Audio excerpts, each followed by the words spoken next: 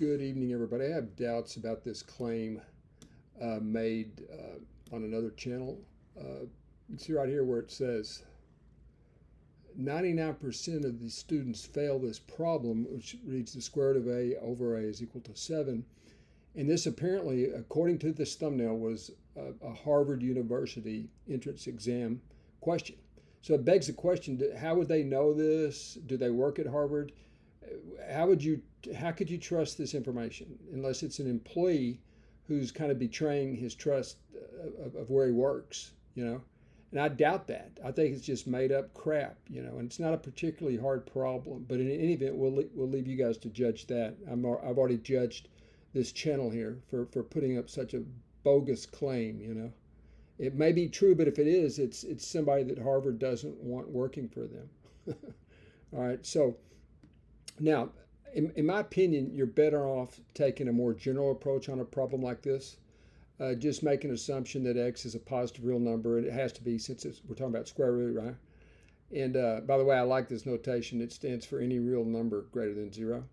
All right, and so k can be any real number. A lot of people would take it to be an integer. It doesn't have to be an integer here. Let's take a look at how this would go. And the part that I really like about the way I'm showing you here is that sometimes, you know, I don't know if you've taught or not, but it's very useful to write x as the square root of x times the square root of x. That way you don't have to worry about strange things going on with exponents, negative exponents and stuff. You can just clearly, this is clearly a factor. X is equal to the square root of x times the square root of x. It's definition of the square root function essentially.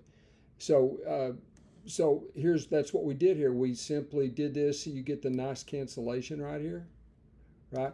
And so you get that 1 over root x is equal to k right here. Okay, 1 over root x is equal to k. And so if you carry on right here, this ends up giving you, I think, what is 1 is equal to 1 over k. Okay, is equal to the square root of x. Now, y'all notice we're not having to do any squaring at this stage, which I think is a slight advantage. Some people just want to square at the beginning, which is okay. But this seems to be simplified as much as you can before you square. Maybe it's ideal to be strived for, although maybe not true. Now, if you square both sides, of course, you simply get 1 over k squared is equal to x. And so that's our general solution in a very trivial fashion. Doesn't seem like this would be a worthwhile or merit a Harvard entrance exam question. It's a little sneaky, you know. The problem is sneaky because it's a different type of problem in terms of its form. But we do get x is equal to 1 over k squared. So what would that amount to up here for this problem? Well, we would just take a to equal to 1 over 7 squared per the work we just did.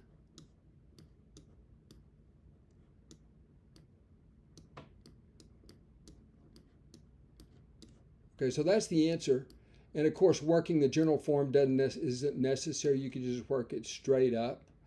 But anyway, a equals 1/49 would be the solution to this so-called Harvard entrance exam question that 99% of the students failed. Wow, that's a lot to know for somebody running a YouTube math channel.